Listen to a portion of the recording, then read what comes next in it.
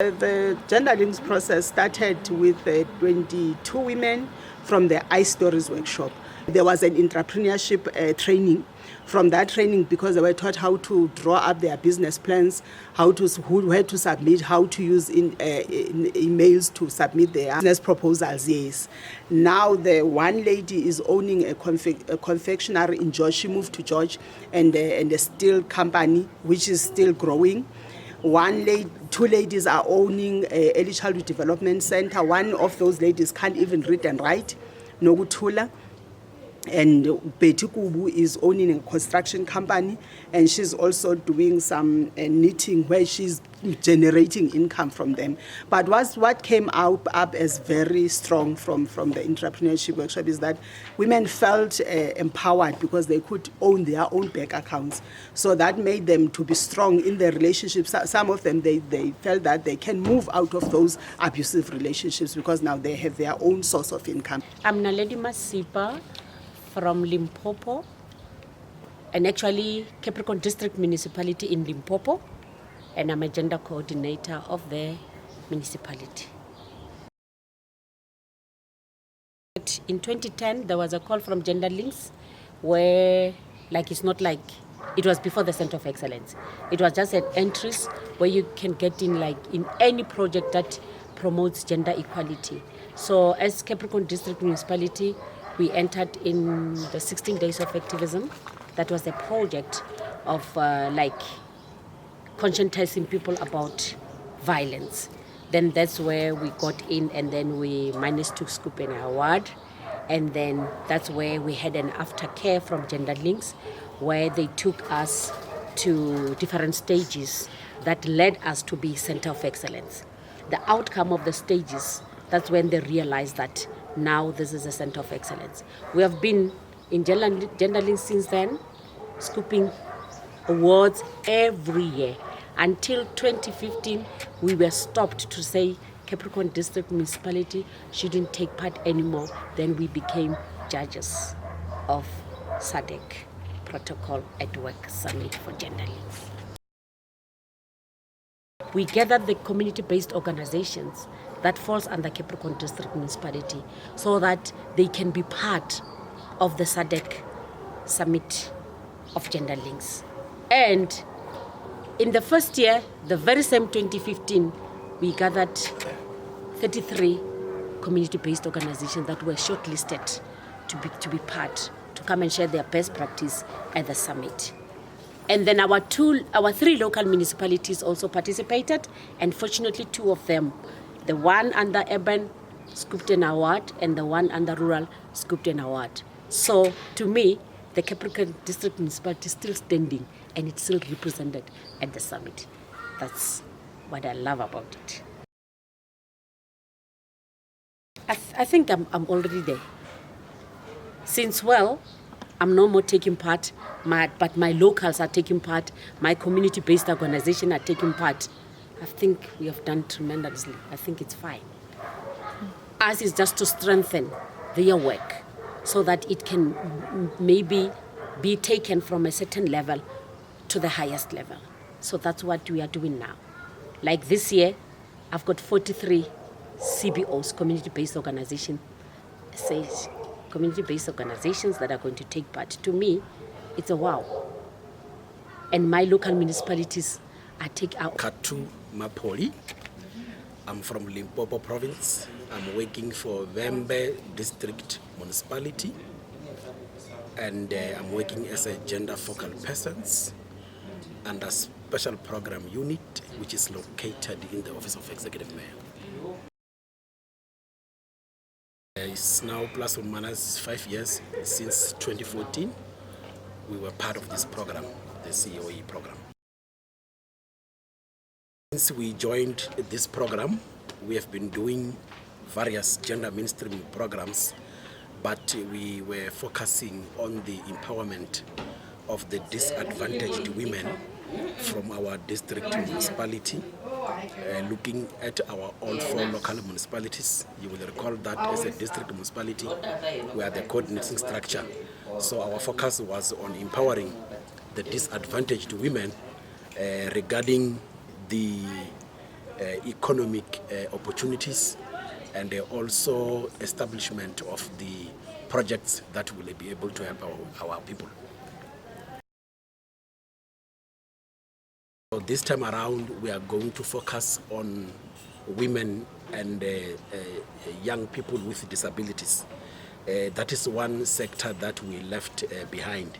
So we are still going to have empowering economic opportunities program that will be focusing specifically to persons with disabilities that involves women and young people. This time around, we also shifted our focus to programs that will also benefit all men from our district. We recently launched the District Men's Forum, which we are also cascading it down to our local municipalities. And after having launched all of them, we will also put an action plan in place that will come up with programs that will also empower men and young boys in our district. So far, we are having other men sectors or other stakeholders that are closely working with men in empowering programs. We will also work hand in hand with them as the municipality. Hence, we are having a challenge of a budget that will be able to address all our standing programs that we are having. So by doing that, we think we will be able to be addressing what is expected from us as a district as far as gender mainstreaming is concerned. Gender Links did a lot to our district municipality on running the gender mainstreaming programs. At first, they helped us to develop a gender action plan that we took to council for approval. And that action plan has been integrated into our IDP, and it has been budgeted for. Gender Links helped us to identify programs that benefits our disadvantaged women. Like you remember, I talked about the economic empowering programs. Those are some of the programs that Gender Links have helped us to do. Gender Links also helped us to do the workshops to our various women projects in the district. I think they workshopped more than 5 women projects, and those women now are doing well. So I can talk much, or I can talk a lot about the assistance that we get from Gender Links as far as this program is concerned. My name is Dineo. My surname is Okela. I am from Salga, Northern Cape, based in Kimberley.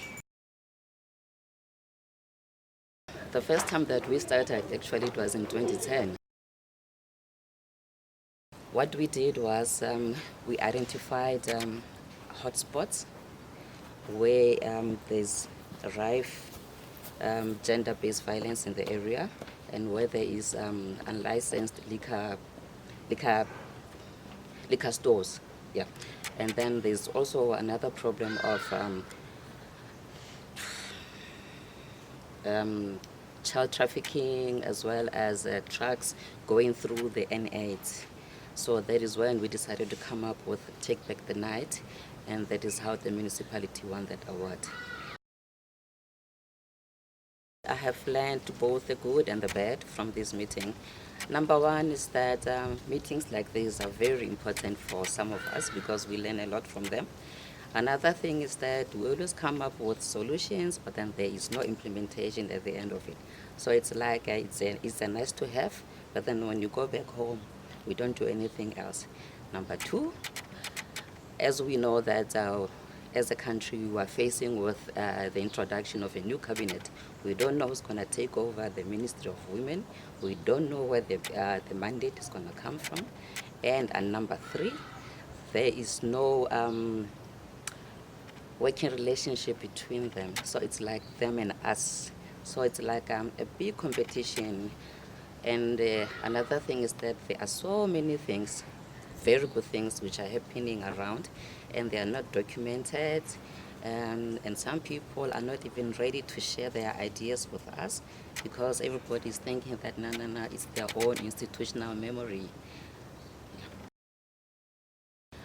Number one, I would like to establish and maintain the relationship that I've done with all my colleagues. I'd like to keep in contact with everybody here, and I would like to learn from them as much as I can, because I believe that knowledge is the key, and one can never get enough knowledge. My name is Tringisisa Sonjani. I'm the coordinator of special programs in Bito municipality.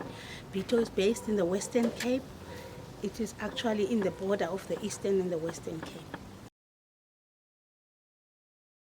Bito has been a part of the Centers of Excellence for a long time now. I think it's over 5 years, and we have been doing great. We have a lot of lessons, and we have a lot of positive encounters. We've gone quite a long while, a mile, in developing gender mainstreaming.